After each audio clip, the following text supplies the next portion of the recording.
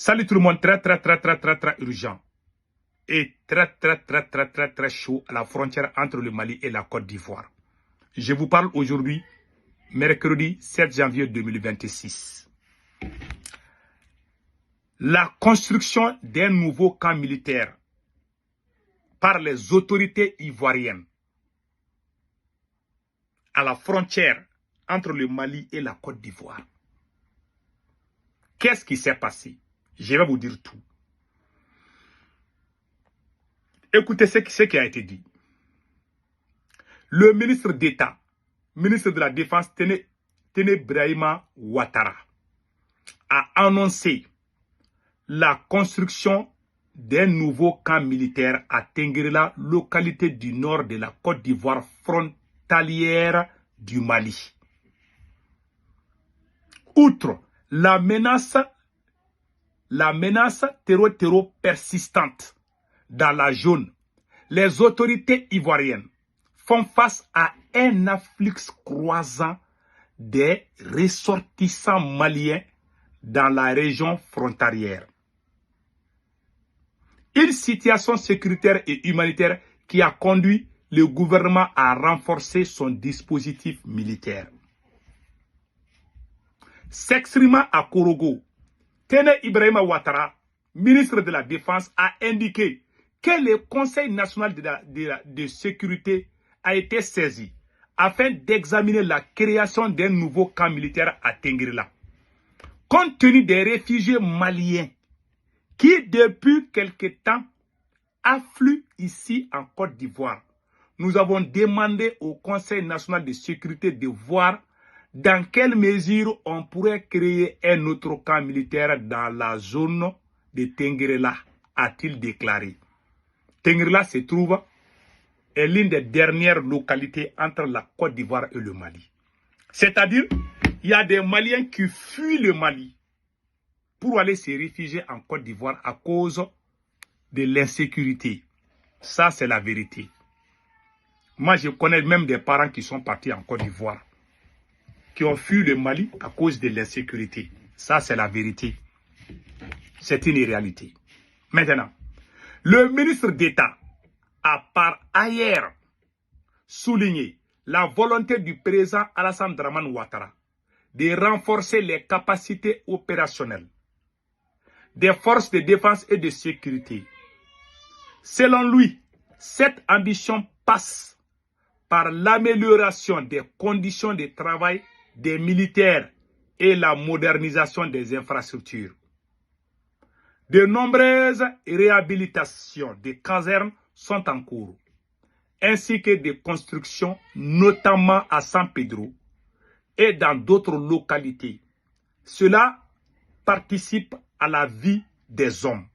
On ne peut pas envoyer des soldats au front sans leur garantir le minimum, a-t-il insisté. Téné Brahima Ouattara a assuré que l'État continuera d'investir dans ce sens chaque fois que la situation l'exigera. En conclusion, il a exhorté les grands commandements à veiller à la bonne gestion et à l'entretien du matériel mis à leur disposition, en particulier dans la zone opérationnelle nord.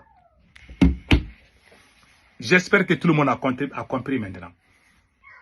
C'est-à-dire, la raison qui pousse la Côte d'Ivoire à construire un nouveau camp militaire à Tenguerla, c'est à cause des réfugiés maliens. Il y a beaucoup de Maliens qui quittent au Mali aujourd'hui pour aller se réfugier en Côte d'Ivoire à cause de l'insécurité, à cause des attaques des terreaux. Beaucoup de Maliens fuient le Mali pour aller se réfugier en Côte d'Ivoire. Ça, c'est la vérité. Est-ce que la Côte d'Ivoire veut construire un nouveau camp militaire? Est-ce que c'est une menace pour le Mali? Non. Au contraire, la Côte d'Ivoire veut aider le Mali. C'est à cause des Maliens. C'est pour leur sécurité. Donc, ils vont parler avec l'ONU. La Côte d'Ivoire demande l'aide de l'ONU pour construire un camp militaire à la frontière entre le Mali et la Côte d'Ivoire. C'est pour protéger les citoyens ivoiriens et les citoyens maliens qui ont fui le Mali pour aller en Côte d'Ivoire. Donc, ce sont des réfugiés. En général, quand les réfugiés sont beaucoup, c'est l'ONU qui les prend en charge. Donc, voilà en quelque sorte ce qui se passe. Le Mali a 500 000. Le Mali a 100 000 réfugiés, je m'excuse. Le Mali a 100 000 réfugiés, plus de 100 000 réfugiés en Mauritanie, tout près ici. Depuis plus de 10 ans. Ça, c'est le camp des réfugiés de Mbara, en Mauritanie. Il y a beaucoup de Maliens là-bas. Donc, la Côte d'Ivoire, le fait que la Côte d'Ivoire va construire un nouveau camp militaire à la frontière avec le Mali, moi, je ne pense pas que c'est quelque chose qui doit nous faire peur. La Côte d'Ivoire est un pays souverain. Si la Côte d'Ivoire veut construire un nouveau camp militaire, moi, je pense que cela ne doit pas nous empêcher de dormir. Le carburant du Mali, là, ça vient de la Côte d'Ivoire, non?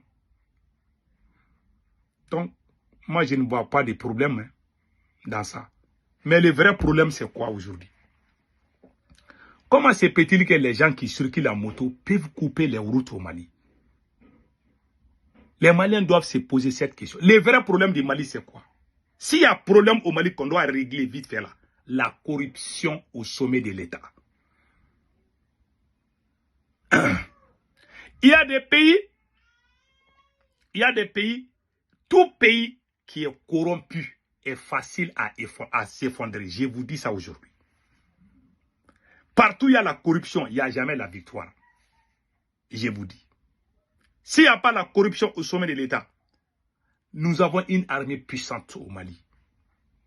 Moi, j'ai confiance aux soldats maliens. Vous savez, on a un dirigeant corrompu qui est là, qui a créé la haine entre les Maliens, qui a créé la division même au sein de l'armée. Si on doit régler quelques problèmes aujourd'hui, c'est ça. Et pour que le Mali gagne dans ces combats-là, plus ce combat dure là. Vous avez vu, la Côte d'Ivoire va construire un camp militaire pour que les retombées ne viennent pas chez eux. On est devenu maintenant comme fardeau pour tout le monde. C'est la honte. C'est la plus grande honte. Je vous dis ça aujourd'hui. Je n'ai rien à reprocher aux autorités ivoiriennes. Les autorités ivoiriennes ont le plein droit de construire où ils veulent dans leur pays. Je ne dis rien contre la Côte d'Ivoire par rapport à la construction d'un nouveau camp militaire. La Côte d'Ivoire a raison. Ça, il faut le dire. Parce que c'est un pays souverain. On ne peut pas se lever et taper la poitrine pour qu'ils vont construire. C'est leur pays. Ils ont raison aussi. Ce sont nos gars qui quittent au Mali pour aller se réfugier là-bas. Parce que le pays est mal géré. Le pays est... C'est la honte, quoi. Je vous dis. Ce sont les citoyens maliens qui fuient le Mali pour aller en Côte d'Ivoire ou en Mauritanie.